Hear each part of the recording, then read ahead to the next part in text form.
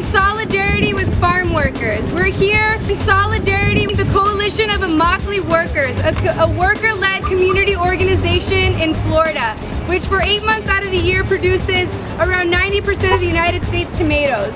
And these farm workers are fighting for changes in the fields, they're fighting for justice, they're fighting for their families, they're fighting for their communities. So we're here today to ask Wendy's to join their Fair Food program, to join 11 other corporations, including McDonald's, Subway, Taco Bell, amongst other corporations that have decided to start making change in the fields. So we're here to deliver this letter, simply deliver the letter, and we're here to ask them to pass on this message to corporate and to sign on to the Fair Food program so that workers can have the changes in the fields that they deserve. Up, up with the Fair Food Nation. Down, down with the exploitation. It's phony, it's fake. That's the type of food that I hate. It's phony, it's fake. That's the type of food that I hate. J-U-S, J-U-S-T-I-C-E is what we want. We're rooted in community. J-U-S, J-U-S-T-I-C-E is what we want. We're rooted in community.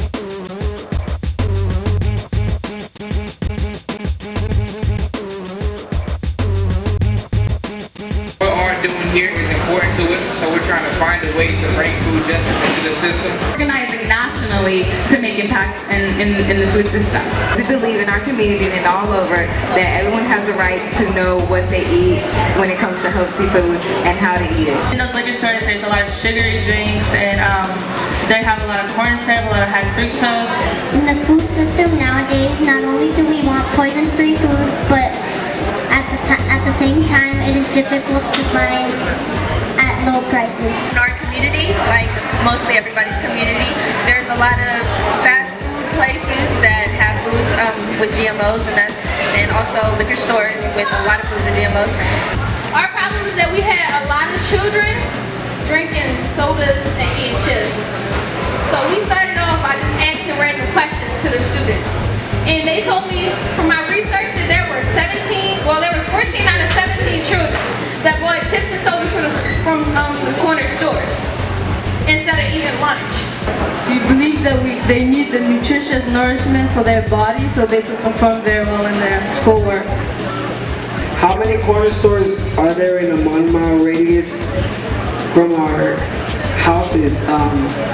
And the answer was about 100.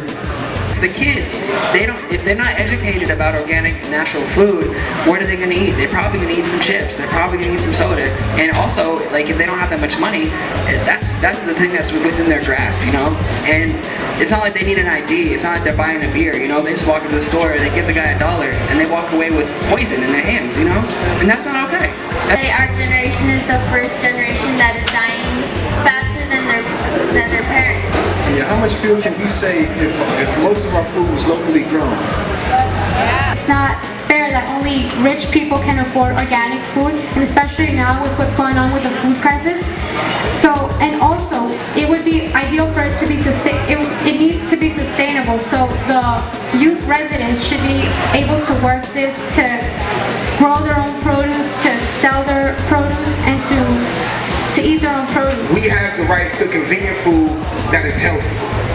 So basically the problem in our community is, at least what we see, is that there's an overload of unhealthy and convenient food in our neighborhood, and the inner city is being treated like an experiment, basically. We have 2 main supermarkets, and one of them is actually getting shut down.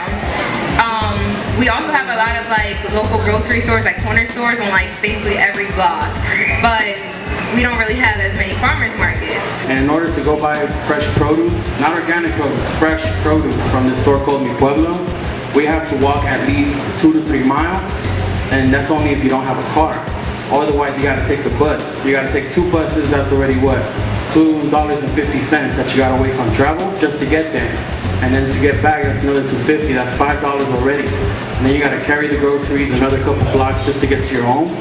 As for me, you know, like, same thing. I live in a fruit belt district, no access to local food. All you have is junk food around. There's a McDonald's every 12 blocks, and a corner store, a liquor store, every 2 blocks. But think about it, you know, that's harsh. You know, our people can't afford to be eating healthy. They can't afford to walk 5 miles. They can't afford to take a bus 5 miles away to go buy fresh produce. That's what our people are suffering every day, and not just in Oakland.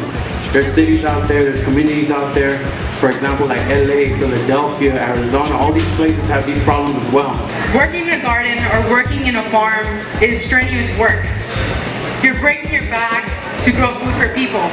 And I find it unjust for the people who are responsible for growing our food to lack the enjoyment of the fruit of their labor.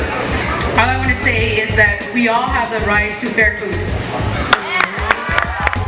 It's not fair that the farmers are being treated this way and they're the ones that help us bring the food. They're the ones that help us grow the food. And to me, that's sad because these are the people that help us, most likely in every food system. We go to local gardeners, local farmers, and we give them business skills and ways for them to profit off their harvest by selling it to local stores, farmers markets, daycares, schools, and just all places around locally, so which they profit off of it, and the money stays in the community, so we benefit from it. Food is a mystery, forgotten history. I want to solve this before it's too late. Becoming the fattest nation, what the hell do they put on our plate? Stop, stop. Is the world shrinking? Are we even thinking? Is the community growing? Are we hurting or are we healing? Is government helping or is government killing? We are under the same sun, same moon, same earth, yet they're the special ones. We're all tired of this. Who's ready to fight for the Food Bill of Rights?